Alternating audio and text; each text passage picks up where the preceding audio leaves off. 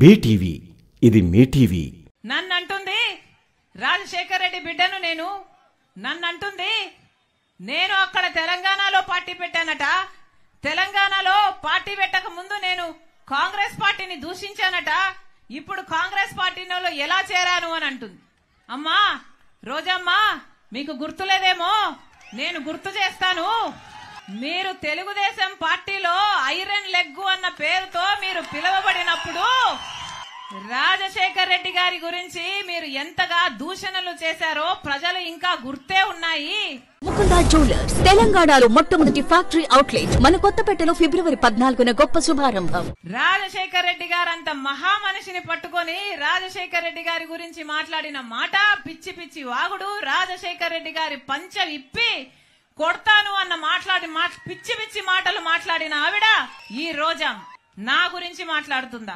రాజశేఖర్ రెడ్డి బిడ్డను నేను. రాజశేఖర్ రెడ్డి గారు ఈ ప్రపంచంలో నన్ను ప్రేమించినంతగా ఎవరిని ప్రేమించలేదు. అసలు రాజశేఖర్ రెడ్డి గారిని గౌరవించని చోటున నేను కనీసం ఊపిరి కూడా తీసుకోలేను. ఈ రోజు కాంగ్రెస్ పార్టీలో రాజశేఖర్ రెడ్డి బిడ్డ చేరింది అంటే ఎందుకు చేరింది? ఎందుకంటే వాళ్లకు రాజశేఖర్ రెడ్డి గారి మీద అపారమైన గౌరవం ఉంది అని నేను నిర్ధారించుకున్న తర్వాతనే కాంగ్రెస్ పార్టీలో చేరాను. మణిపూర్ ఘటనలో ఈ వైసీపీ క్రైస్తవులయ్యుండి వైసీపీ నిలవకపోయినా మణిపూర్ లో క్రైస్తవుల కోసం కాంగ్రెస్ పార్టీ నిలబడింది కాబట్టి నేను కాంగ్రెస్ పార్టీలో చేరాను.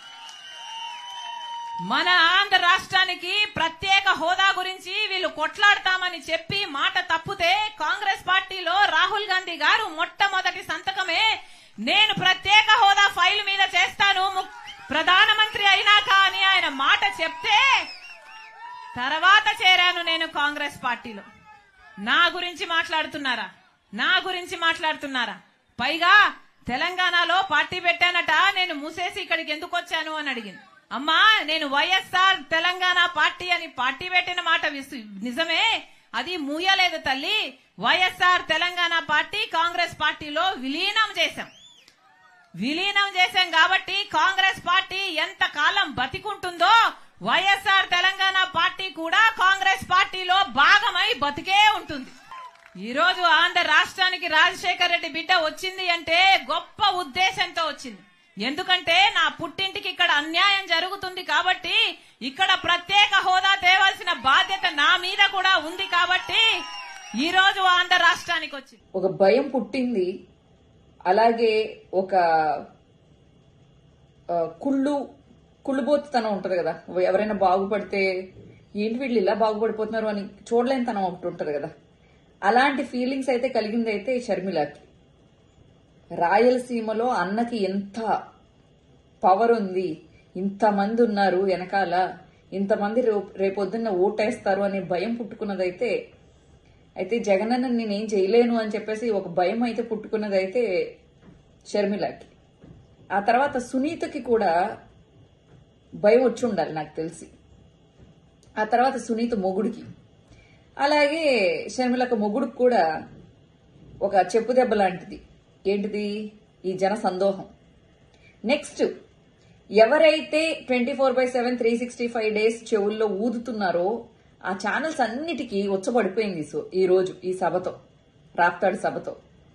అలాగే ఇంకా చంద్రబాబుకి చెప్పే అక్కర్లేదు. వాళ్ళ కుర్చీలు మడత పెట్టుకుని ఒకళ్ళ సంకలు ఒకళ్ళు నాక్కుని సంకారావాలు ఎన్ని చేసుకున్నా గాని వాళ్ళ మాట ఎవరు వినట్లేదు, వాళ్ళ సభలు ఎవరు చూడట్లేదు, వాళ్ళ సభలకు కూడా జనాలు రావట్లేదు, ఖాళీ కుర్చీలు దర్శనమిస్తున్నాయి. అలాగే TV5, ఆంధ్రజ్యోతి ఎన్ని ఓదరగొట్టినా ఎంత చెప్పినా జనాలు వినేటట్టు కనిపించట్లేదు. వాళ్ళకి ఇన్సెక్యూరిటీ మొదలైపోయింది. ఇంకా పావలాగాడికి లాస్ట్ టైం అన్న ఒక ఎమ్మెల్యే సీట్ వచ్చింది, ఈసారి మొత్తానికి ఏది వచ్చేటట్లేదు. హైదరాబాద్ తరిమి కొట్టారు, నా చేతులారా నేను సినిమాలు చెడగొట్టుకున్నాను, నా పరిస్థితి ఏంటి అని చెప్పేసి ఆడికి ఒక భయం ఉండాలి. All the very best Jagananna. నిజంగా మీ వ్యూహాలు అండ్ మీ సభలు అండ్ ఆల్సో మీ మంచి వాగ్దాటి ఇవన్నీ చాలా బాగా బాగున్నాయి, జనాలు అందరినీ ఆకట్టుకుంటున్నాయి మీరు మాట్లాడే మాటలన్నీ కూడా. అలాగే మీరు నిజంగా కూడా ఈ కరోనా పీరియడ్ తీసేస్తే మీకు నాకు తెలిసి ఒక 2-2.5 సంవత్సరాలు మీ చేతిలో ఉన్న ఇదికి ఈ 2.5 సంవత్సరాలు మీరు చాలా కష్టపడి అసలు ఆంధ్రాని ఒక రేంజ్ లో నిలబెట్టారు. ఏ లీడర్ కి చేత కాదు. మీరు ఛాలెంజింగ్ గా చేశారు, మీరు సక్సెస్ అయ్యారు. అది జనాలకు తెలుసు కాబట్టి ఈ మౌత్ పబ్లిసిటీ వల్లనే మీరు ఇంకా ఎక్కువ అంటే ఒక 10 టీవీ ఛానల్స్ మీ గురించి ఓదరగొట్టక్కర్లేదు. జనాలు చాలు, చిన్న పిల్లలు చాలు, అలాగే ఆడవాళ్ళు చాలు ఆ కుటుంబం అంతా ఓటు వేయించడానికి. So all the very best YSRCP, all the very best to Jagananna. God bless you. ఇలాగే మీరు కంటిన్యూ చేయండి. మోర్ ఎనర్జీ అండ్ ఆల్సో మీరు ఆరోగ్యం జాగ్రత్తగా చూసుకోండి. ఈ ఎండలు ఇవన్నీ ఎక్కువ అవుతున్నాయి.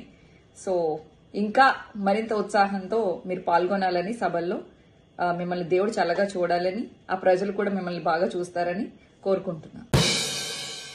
మీకు గనక ఈ వీడియో నచ్చినట్లయితే మన ఫ్రెండ్స్ అందరికీ షేర్ చేయండి. మీ బీటీవీని సబ్స్క్రైబ్ చేయండి ప్లీజ్. బీటీవీ, ఇది మీ టీవీ.